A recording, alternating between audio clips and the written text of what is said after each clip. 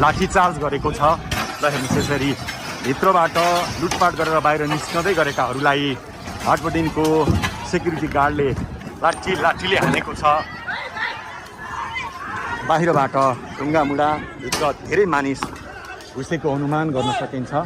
यो हुनु पक्कै पनि राम्रो होइन। फ्रिज लिएर हिँड्दैछन्। ल हेर्नुहोस्, आइसक्रिमको डिप फ्रिज तानेर आन्दोलनकारीहरू अगाडि बढ्दै गरेको यो दृश्य हामीले देखाएका छौँ। हामीले फ्रिजभित्र भएको आइसक्रिम खोसाखोस भइराखेको अवस्था छ।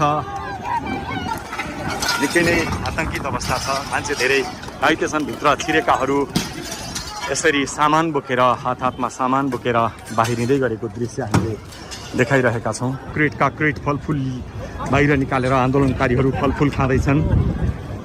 यसले पक्कै पनि